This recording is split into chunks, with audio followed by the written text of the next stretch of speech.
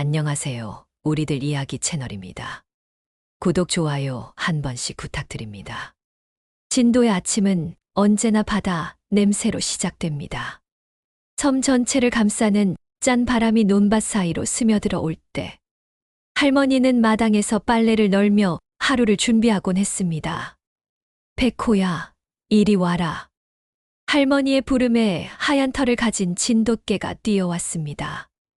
백호는 올해로 5살이 된 수컷 진돗개였습니다. 진도에서 태어나 자란 순종 진돗개답게 늠름한 체격과 똑똑한 눈빛을 가지고 있었죠. 특히 그의 하얀 털은 햇빛 아래서 은빛으로 반짝여 마을 사람들이 우리 마을의 보석이라고 부를 정도였습니다. 할머니 김순덕은 올해 78살이었습니다. 젊은 시절 서울로 떠난 자식들과는 명절에나 안부를 주고받을 뿐, 평소에는 백호와 함께 조용한 농촌 생활을 이어가고 있었습니다. 할머니에게 백호는 단순한 개가 아니라 가족이었고, 때로는 대화 상대이기도 했습니다. 오늘도 날이 좋구나. 우리 텃밭에 가서 배추 좀 보자꾸나. 할머니가 호미를 들고 말하자 백호는 꼬리를 흔들며 할머니를 따라 나섰습니다. 진도의 10월은 참 아름다운 계절입니다. 단풍이 물들기 시작한 산과 여전히 푸른 바다가 어우러져 장관을 이룹니다. 할머니와 백호는 매일 이런 풍경을 보며 산책을 했습니다. 텃밭 가는 길목에는 코스모스가 하늘거리며 피어 있었고, 백호는 가끔 나비를 쫓아가며 장난치기도 했습니다. 백호야, 너는 참 복이 많다. 이런 아름다운 곳에서 태어나서 말이야. 할머니는 밭에서 잡초를 뽑으며 혼잣말을 했습니다. 백호는 할머니 옆에서 얌전히 앉아 주변을 경계하고 있었습니다. 진돗개의 본능인 주인을 지키는 습성이 몸에 배어 있었던 것입니다. 저녁 무렵 할머니와 백호는 집으로 돌아왔습니다. 할머니는 백호에게 밥을 주고 자신도 간단히 저녁을 먹었습니다.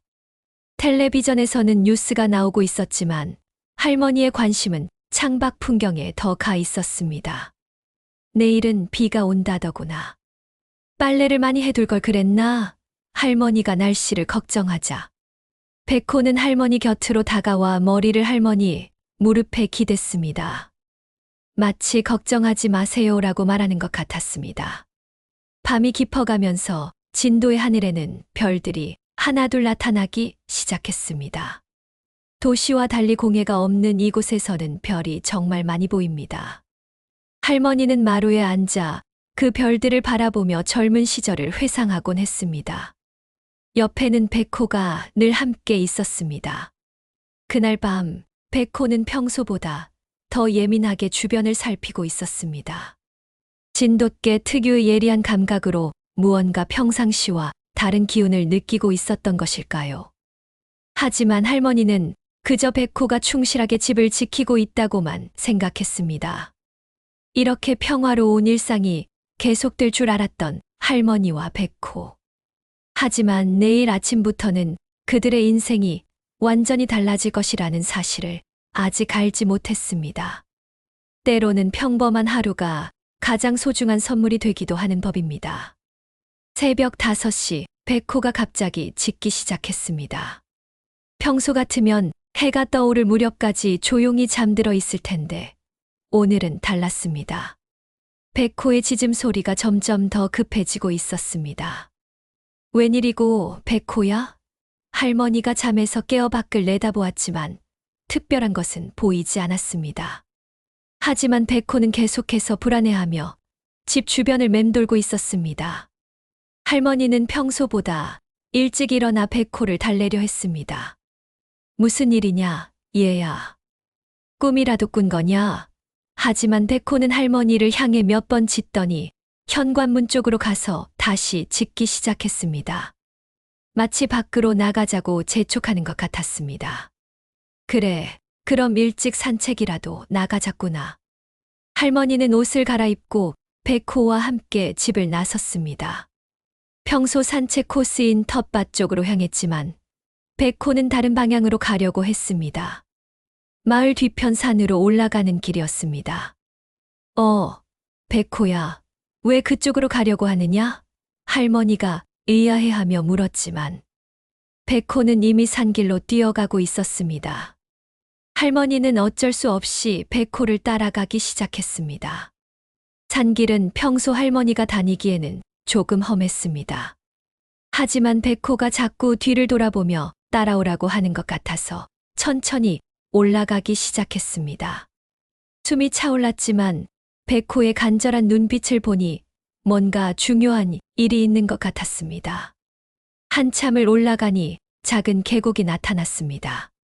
평소에도 가끔 할머니가 나무를 뜯으러 오던 곳이었지만 오늘은 뭔가 달라 보였습니다. 백호는 계곡 옆 바위 틈으로 달려가더니 멈춰서서 할머니를 불렀습니다. 거기가 왜 그러냐? 할머니가 가까이 가보니 바위 틈에 누군가가 쓰러져 있었습니다. 깜짝 놀란 할머니는 급하게 그 사람에게 다가갔습니다. 아이고, 이게 무슨 일이고, 그곳에는 중년 남성이 의식을 잃고 쓰러져 있었습니다. 등산복을 입고 배낭을 메고 있는 것으로 보아 등산객인 것 같았습니다. 얼굴은 창백했고 이마에는 상처가 나 있었습니다. 할머니는 당황했지만 침착하게 상황을 파악하려 했습니다. 여보세요, 괜찮으세요? 하지만 그 남성은 대답이 없었습니다. 숨은 쉬고 있었지만 의식이 없는 상태였습니다. 백호는 그 남성 주변을 돌며 킁킁 냄새를 맡더니 할머니를 바라보며 짖었습니다. 마치 빨리 도움을 청해야 한다고 말하는 것 같았습니다. 할머니는 휴대폰을 꺼내려 했지만 산속이라 전파가 잘 잡히지 않았습니다. 아이고, 이를 어쩌지? 할머니는 난처해했습니다. 마을까지 내려가서 도움을 청하자니 시간이 너무 오래 걸릴 것 같았고 그 사이에 환자의 상태가 더 나빠질 수도 있었습니다. 그때 백호가 갑자기 할머니의 옷자락을 물고 당기기 시작했습니다. 그리고는 계곡 건너편을 향해 짖었습니다. 할머니가 고개를 들어보니 저 멀리 산장 같은 건물이 하나 보였습니다. 그래, 저기 가면 도움을 받을 수 있을지도 모르겠구나. 할머니는 백호의 지혜에 감탄했습니다. 하지만 문제는 혼자서 의식 없는 사람을 두고 떠날 수 없다는 것이었습니다. 백호는 할머니의 고민을 아는 듯 잠시 생각하더니 할머니 앞에 앉아 짖었습니다. 그리고는 쓰러진 남성 쪽을 바라보며 다시 짖었습니다. 마치 제가 여기서 지키고 있을 테니 도움을 청하러 가세요라고 말하는 것 같았습니다. 할머니는 백호의 똑똑함에 또 한 번 놀랐습니다. 그래, 백호야. 내가 여기서 지키고 있거라. 할머니가 빨리 다녀올게. 할머니는 백호의 머리를 쓰다듬고 급하게 산장을 향해 뛰어가기 시작했습니다. 이렇게 백호와 할머니의 첫 번째 구조 작전이 시작되었습니다. 평범했던 아침이 누군가의 생명을 구하는 중요한 순간으로 바뀌었던 것입니다. 할머니가 도움을 청하러 간 사이 백호는 쓰러진 등산객 곁에서 꿈쩍도 하지 않고 지키고 있었습니다. 진돗개 특유의 충성심과 책임감이 발휘되는 순간이었습니다. 등산객의 상태를 살펴보니 상황이 생각보다 심각해 보였습니다. 얼굴빛이 점점 더 창백해지고 있었고 숨소리도 고르지 못했습니다. 백호는 본능적으로 이 사람이 위험한 상태라는 것을 알 수 있었습니다. 그때 등산객이 작은 신음소리를 내며 의식을 되찾기 시작했습니다. 눈을 뜨자마자 낯선 곳에서 낯선 개가 자신을 지켜보고 있는 것을 발견하고 깜짝 놀랐습니다. 여기가 어디지? 등산객은 김성호라는 이름의 52세 남성이었습니다. 서울에서 온 직장인으로 스트레스를 풀기 위해 혼자 등산을 왔다가 어둠 속에서 길을 잘못 들어 실족한 것이었습니다. 백호는 김성호가 깨어나자 꼬리를 살짝 흔들며 다가갔습니다. 경계하면서도 친근함을 보여주는 진돗개 특유의 행동이었습니다. 혹시 나를 도와준 거냐? 김성호는 머리에 통증을 참으며 백호를 바라봤습니다.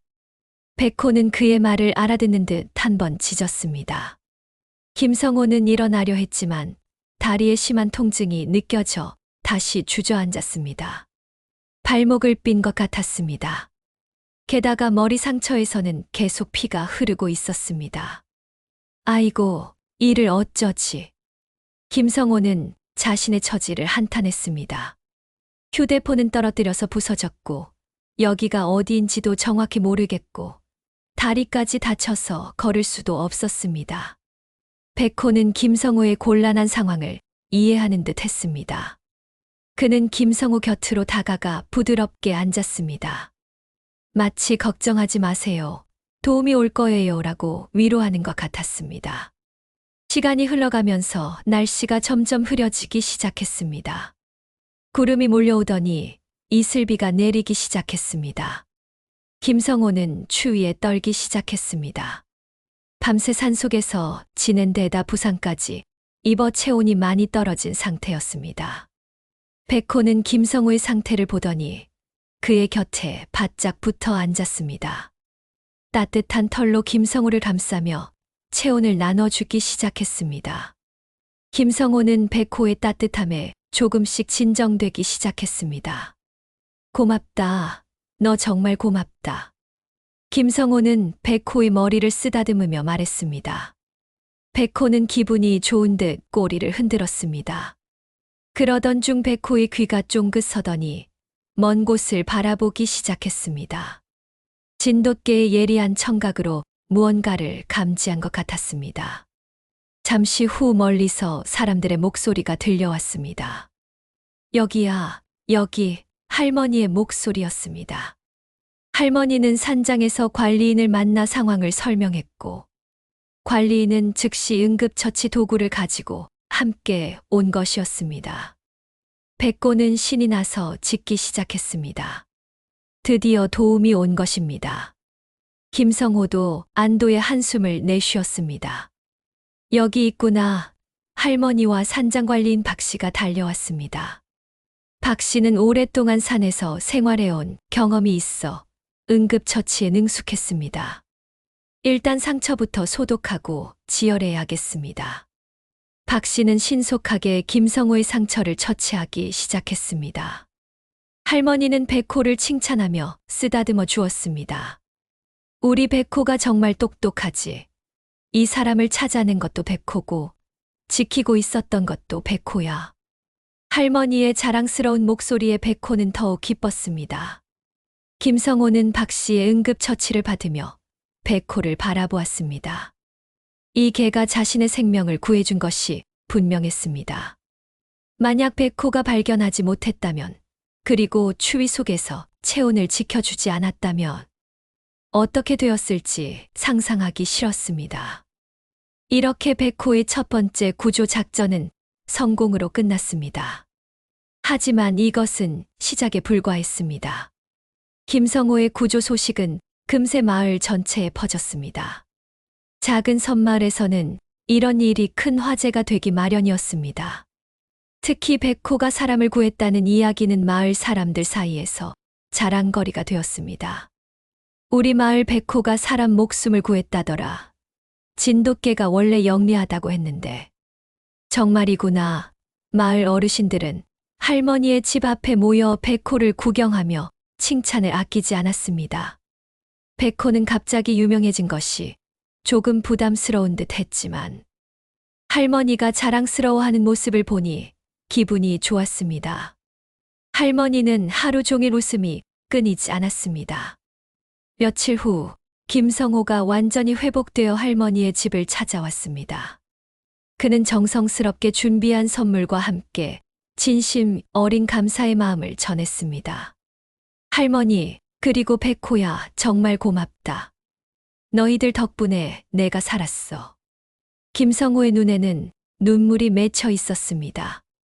서울에서 바쁘게 살면서 생각해 본 적이 없었는데 이렇게 따뜻한 마음을 가진 분들을 만나게 되어 정말 감사해.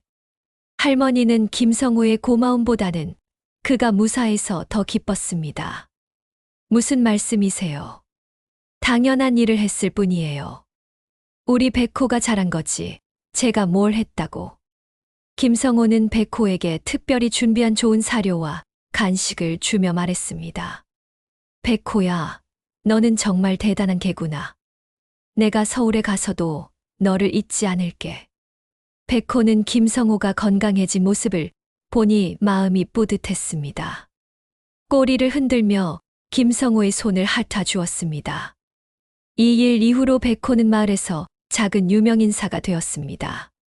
마을을 방문하는 관광객들이 백호를 보고 싶어 했고, 지역 신문에서 취재를 요청하기도 했습니다. 하지만 백호에게는 특별한 변화가 생겼습니다. 이전보다 더욱 주변을 세심하게 살피게 된 것입니다. 마치 또 다른 도움이 필요한 사람이 있을지 모른다는 생각으로 늘 경계하고 있었습니다. 할머니도 백호의 변화를 느꼈습니다. 우리 백호가 더 의젓해진 것 같구나. 사람을 구하고 나서 책임감이 생긴 건가? 할머니는 백호를 바라보며 뿌듯해했습니다. 어느 날 마을에 새로운 소식이 들렸습니다. 옆 마을에서 치매로 고생하시는 할아버지가 실종되었다는 것이었습니다. 가족들과 마을 사람들이 총출동해서 찾고 있지만 아직 소식이 없다고 했습니다. 백호는 이 이야기를 들었을 때 귀가 쫑긋 서더니 불안해하기 시작했습니다. 할머니는 백호의 반응을 보며 뭔가 예감이 좋지 않았습니다. 백호야, 혹시 너도 그 할아버지를 찾아드리고 싶은 거냐? 할머니가 묻자 백호는 한 번 짖었습니다. 마치 그럼요라고 대답하는 것 같았습니다. 할머니는 고민이 되었습니다. 백호가 사람을 구한 것은 좋은 일이지만 너무 위험한 일에 나서는 것은 걱정스러웠습니다. 하지만 백호의 간절한 눈빛을 보니 말릴 수가 없었습니다. 그럼 우리가 조심스럽게 도와드리자꾸나. 하지만 위험하면 바로 돌아와야 해. 알겠지. 할머니의 당부에 백호는 고개를 끄덕이는 듯 했습니다. 이렇게 백호의 두 번째 구조 작전이 시작될 준비를 하고 있었습니다. 하지만 이번 일은 이전보다 훨씬 더 어려운 도전이 될 것이었습니다. 치매 환자를 찾는다는 것은 단순히 길을 잃은 사람을 찾는 것과는 차원이 다른 문제였기 때문입니다. 마을 사람들도 백호의 능력을 믿고 기대하기 시작했습니다. 백호가 김성호 씨를 찾았으니 이번에도 할 수 있을 거야. 사람들의 기대는 백호에게 부담이 되기도 했지만 동시에 더 큰 책임감을 느끼게 했습니다. 할머니와 백호는 내일부터 본격적인 수색에 나서기로 했습니다. 실종된 할아버지는 박영수 씨로 85세의 고령이었습니다. 경증 치매를 앓고 있어서 가끔 집을 나가면 길을 잃고 헤매는 일이 있었지만 이렇게 오랫동안 돌아오지 않은 것은 처음이었습니다. 할머니와 백호는 이른 아침부터 수색에 나섰습니다. 백호는 평소보다 더욱 집중하며 주변의 냄새를 맡고 있었습니다. 진돗개의 뛰어난 후각 능력이 이럴 때 빛을 발하는 것입니다. 백호야, 우리가 꼭 찾아드리자꾸나. 할머니의 격려에 백호는 결연한 표정으로 고개를 끄덕였습니다. 수색은 실종자의 집 주변부터 시작했습니다. 박영수 할아버지의 며느리가 울면서 백호를 맞았습니다. 백호야, 제발 우리 아버지를 찾아줘. 어디선가 헤매고 계실 텐데. 백호는 먼저 할아버지가 자주 입던 옷 냄새를 맡았습니다. 그리고는 집 주변을 천천히 돌며 흔적을 찾기 시작했습니다.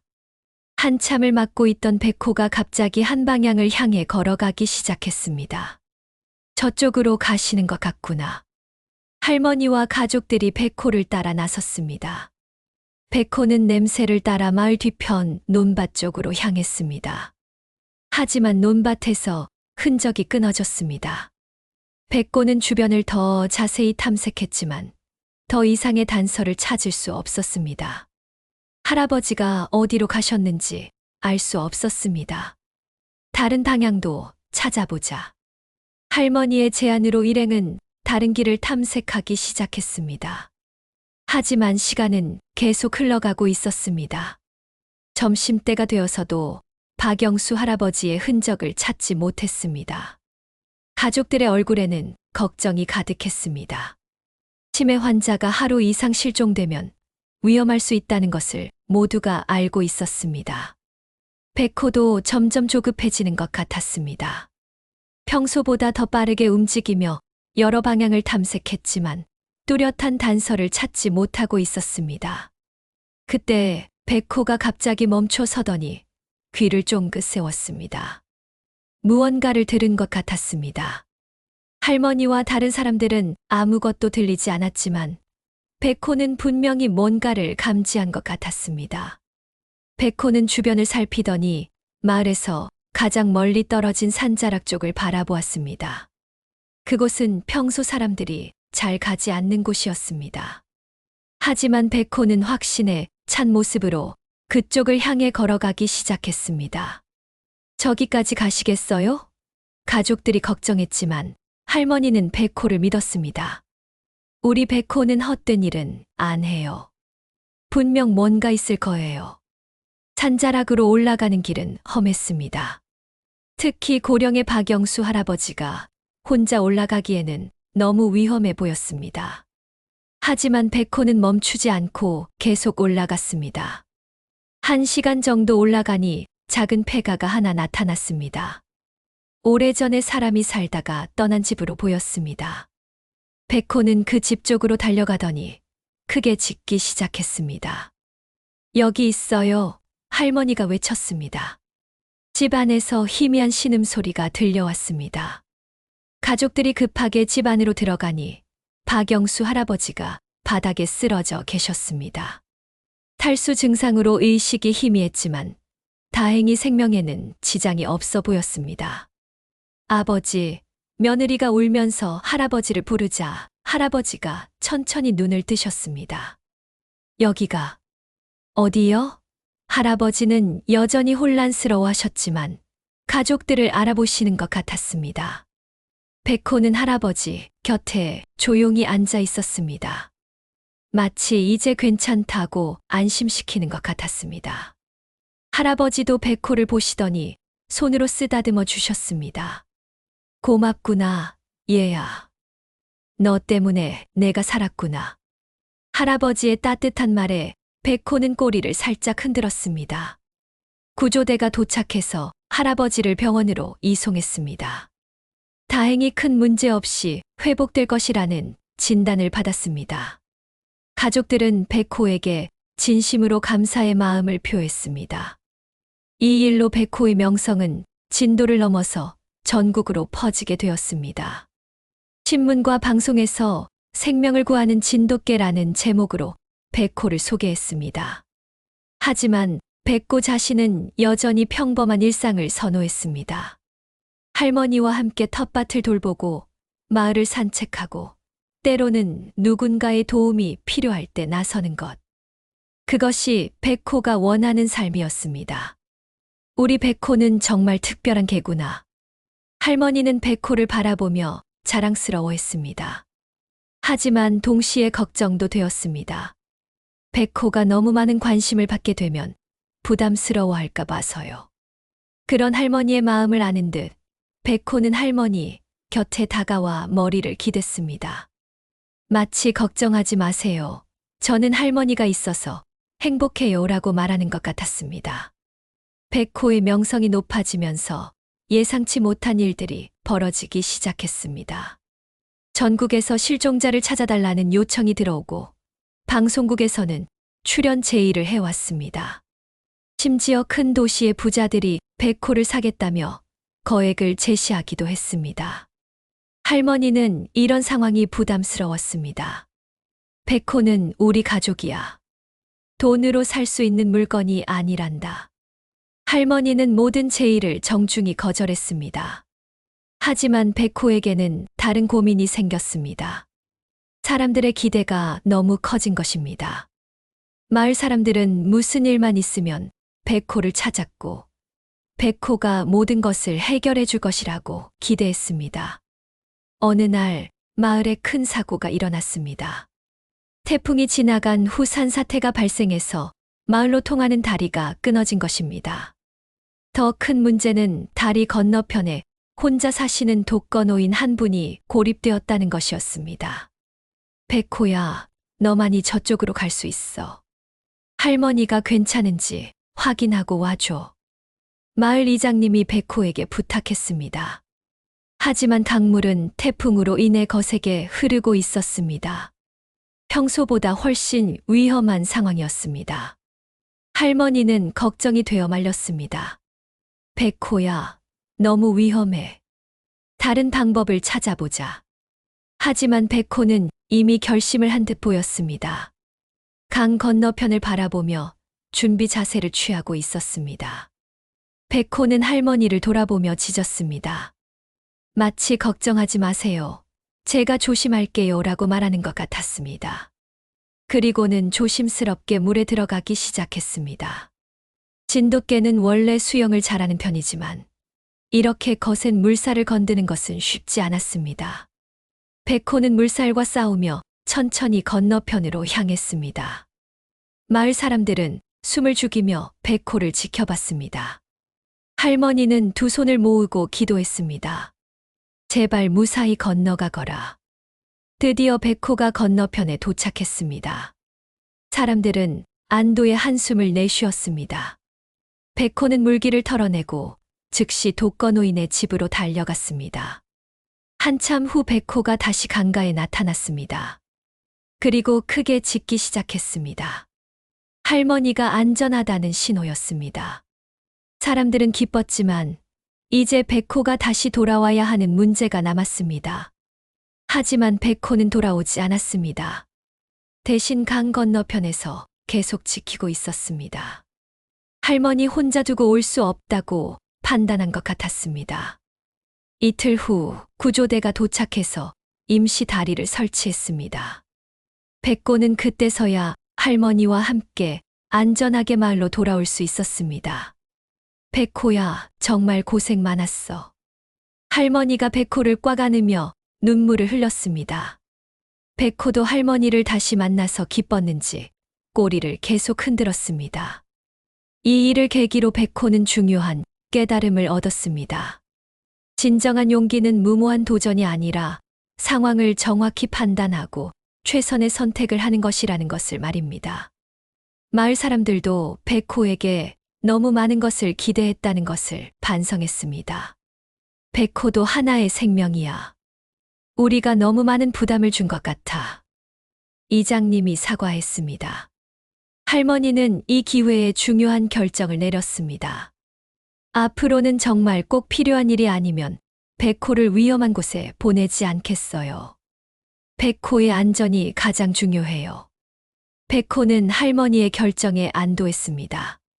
사람을 돕는 것은 기쁜 일이지만 할머니와 함께 평안한 시간을 보내는 것이 더 소중하다는 것을 알았기 때문입니다. 그날 밤 백호는 할머니 곁에서 깊이 잠들었습니다. 꿈속에서도 할머니와 함께 평화로운 진도의 들판을 뛰어다니고 있었습니다. 진정한 행복은 거창한 영웅이 되는 것이 아니라 사랑하는 사람 곁에서 평범한 일상을 지켜가는 것이라는 걸 깨달은 것입니다. 겨울이 지나고 봄이 찾아왔습니다. 백호와 할머니의 일상은 다시 평온을 되찾았습니다. 우리는 그냥 평범하게 살았구나. 할머니의 말에 백호는 고개를 끄덕이며 동의했습니다.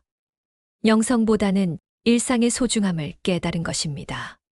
하지만 백호의 이야기는 여전히 마을 사람들 사이에서 전설처럼 전해지고 있었습니다. 아이들은 백호를 보면 다가와서 쓰다듬어 달라고 했고, 어른들은 여전히 백호를 마을의 자랑으로 여겼습니다. 봄날 어느 오후 할머니와 백호는 평소처럼 텃밭에 나가 있었습니다. 할머니는 봄나무를 캐고 있었고, 백호는 그 옆에서 나비를 쫓아다니며 놀고 있었습니다. 평범하지만 행복한 순간이었습니다. 그때 멀리서 익숙한 목소리가 들려왔습니다. 할머니, 백호야, 김성호 씨였습니다. 백호가 처음 구해준 그 등산객이 가족들과 함께 할머니를 찾아온 것이었습니다. 어머, 성호 씨 아니에요? 할머니가 반갑게 인사했습니다. 백호도 김성호를 기억하는지 꼬리를 흔들며 달려갔습니다. 할머니, 그리고 백호야, 오랜만이야. 김성호는 백호를 쓰다듬으며 말했습니다. 내가 그날 일을 잊을 수가 없어서 가족들과 함께 다시 찾아왔어. 여기서 펜션을 일주일 동안 운영할 예정이야. 김성호의 부인과 아이들도 백호를 신기해하며 구경했습니다. 아빠를 구해준 개가 이 개구나. 정말 똑똑하게 생겼어요. 할머니는 김성호 가족을 집으로 초대해서 차를 대접했습니다. 김성호는 그동안의 근황을 들려주었습니다. 백호 덕분에 생명을 구한 후 인생을 다시 생각하게 되었고, 가족과 보내는 시간을 더 소중히 여기게 되었다고 했습니다. 백호야, 너 덕분에 우리 가족이 더 가까워졌어. 정말 고마워. 김성호의 진심 어린 감사에 백호는 조용히 꼬리를 흔들었습니다. 그날 밤 할머니와 백호는 마루에 나란히 앉아 별을 바라보았습니다. 우리 백호야, 너는 정말 할머니의 자랑이야. 하지만 영웅이어서가 아니라 할머니 곁에 있어 주어서 고마워. 백호는 할머니의 무릎에 머리를 기대며 만족스러운 표정을 지었습니다.